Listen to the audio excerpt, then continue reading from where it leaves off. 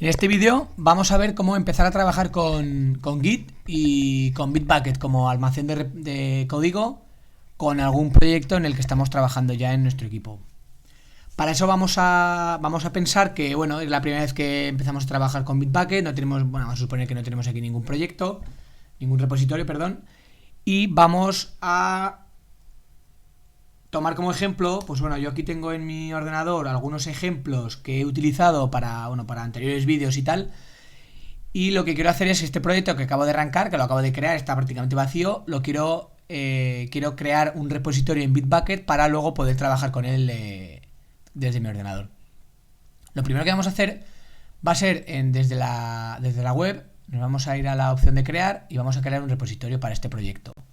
Puesto el proyecto se llama Mi Primera Aplicación, pues le vamos a llamar Mi Primera Aplicación. Y vamos a poner aquí una descripción del proyecto. Vamos a indicar que es un repositorio privado, es decir, ningún usuario, que no van a poder acceder todos los usuarios, solamente podría acceder yo y usuarios que pertenezcan a mis equipos o que yo haya permitido, ¿no? Ya haya habilitado. Vamos a permitir solamente colaboraciones privadas. Vamos a utilizar como sistema de control de versiones Git. Mercurial sería otro tipo de sistema de control de versiones. Y ya, decisión nuestra, añadir control de incidencias, que sería el issue tracking, o una wiki donde podríamos documentar, añadir ayuda, manuales de usuario, etcétera, dependiendo del tipo de proyecto o si nos puede interesar. En este caso vamos a activarlo y así veremos cómo funciona. Vamos a decir que el proyecto está hecho en Java y lo creamos. Entonces, fijaos, lo que hemos conseguido es crear un repositorio, está vacío, solo falta comenzar a guardar aquí el código de lo que vayamos trabajando. Vemos que, no tenemos código, no hay actividad, los commits, las validaciones de código pues no hay ramas del proyecto, pues diferentes versiones o ramas que podamos tener. Estos son peticiones peticiones para colaborar. Aquí tendríamos el pequeño gestor de incidencias, pues pequeños fallos que puedan surgir, los usuarios podrán, o yo mismo o otros trabajadores, colocarlos aquí para que luego puedan ser solucionados y demás, para que queden registrados. Una wiki desde la que yo podré añadir documentación, ayuda, manuales, etcétera, relacionado con el proyecto. Pensad que esta plataforma de Bitbucket se utiliza también como plataforma para albergar proyectos de software que está, pues software libre o software de cualquier tipo que se utiliza actualmente y que yo puedo descargarme gratuitamente y a lo mejor necesito acceder a la información para instalación, manual, etcétera.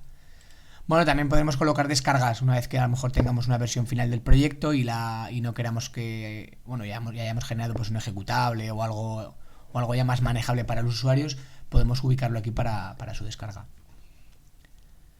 En la parte de settings podemos configurar, pues toda la información que hemos colocado al principio, cambiar el logotipo, eliminar el repositorio y añadir algunas cosas, cosas que ya iremos viendo un poco más adelante.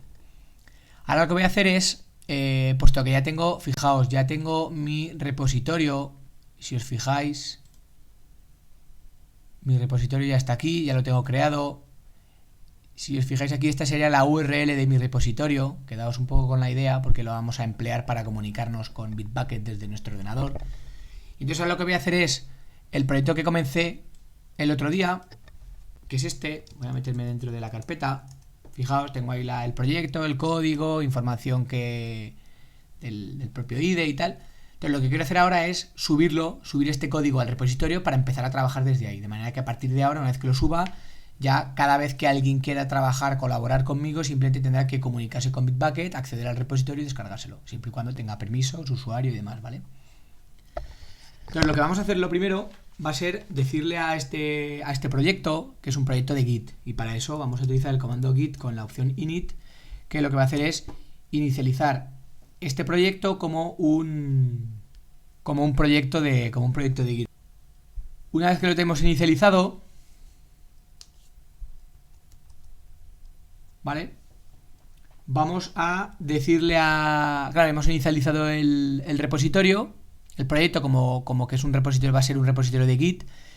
Y lo siguiente que tenemos que hacer es decirle qué ficheros del proyecto forman parte del repositorio, puesto que no todos los ficheros del proyecto tendrán que hacerlo. Es decir, pensad, si este proyecto, bueno, toda la parte compilada de este proyecto no es necesario meterlo al repositorio, puesto que son ficheros generados desde el código fuente, de manera que pues las clases Java, el ejecutable que yo genere, incluso a veces información sobre la propia configuración del IDE y demás, no siempre se añade al repositorio, puesto que por un lado diferentes programadores pueden utilizar diferente configuración de IDE, entonces la información del IDE no nos interesa que esté en el repositorio porque todo el mundo la descargaría al descargarse el proyecto. Y tanto las clases como ejecutables y demás tampoco son parte del repositorio, puesto que no es código fuente, no es origen de proyecto, sino que son cosas generadas a partir del código, que además van cambiando según el código. Por lo tanto, mientras tenga guardado el código, siempre podré generar esos ficheros, ¿no? Entonces, lo que vamos a hacer es decirle al proyecto que almacene con el comando add de Git, que almacene la carpeta src donde está el código, y en mi caso, para nosotros, que nos va a venir muy cómodo, nos va a venir bien, vamos también a subir la configuración del proyecto. De manera, en clase, por ejemplo, algunos proyectos que requieren cierta configuración, yo los habré subido con la información del IDE para que al descargarlos vosotros, pues bueno, tengáis todo un poco configurado para trabajar.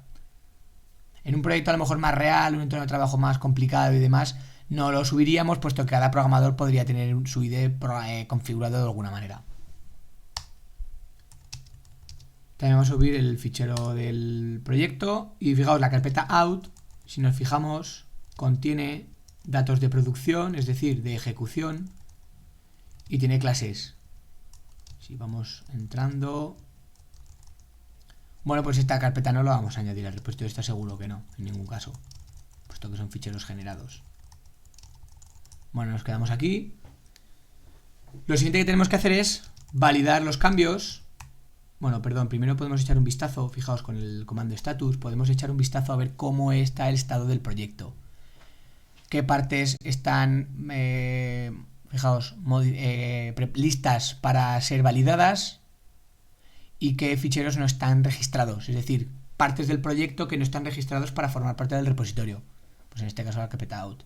Si hubiéramos hecho una visión, si hubiéramos ejecutado git status antes de llamar al método, a la operación add, veríamos que todo estaría en rojo.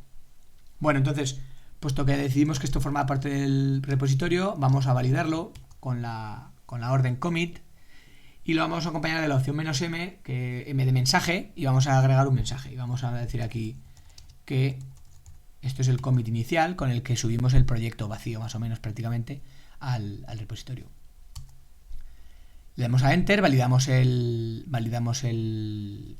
código, los cambios de código que hemos hecho. Y todavía no los hemos subido, lo que vamos a hacer ahora es subirlos. Puesto que el repositorio es nuevo, vamos a tener que indicar con qué repositorio de Bitbucket tenemos que vincular este código, y lo vamos a hacer de esta manera, indicando, fijaos, la URL con este comando, y la URL con la que queremos asociar este proyecto. Ejecutamos. Y a continuación, con el comando push, lo que vamos a hacer es subir el código al repositorio.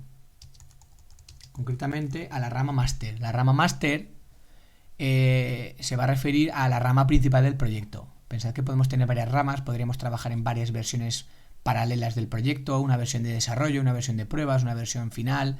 En este caso vamos a trabajar con la versión master, que es la versión final directamente, puesto que simplifica un poco el trabajo y para comenzar es suficiente. Entonces con esto subimos el código. Nos va a pedir que nos registremos. Perdón, que nos validemos para saber que somos nosotros, puesto que el proyecto era un repositorio privado. Y ahora vemos que, bueno, pues se han subido unos ficheros, se ha transferido cierta información y demás. El proyecto pues no ha sufrido cambios ni nada, no afecta para nada a eso, pero ahora sí que podemos ver, por ejemplo, que sí que hay algo en el proyecto y que se ha subido el código fuente. Fijaos, todo lo que he subido ya lo tengo aquí. Es decir, ya he subido, ya tengo mi proyecto de código, lo he subido al repositorio y lo tengo aquí almacenado.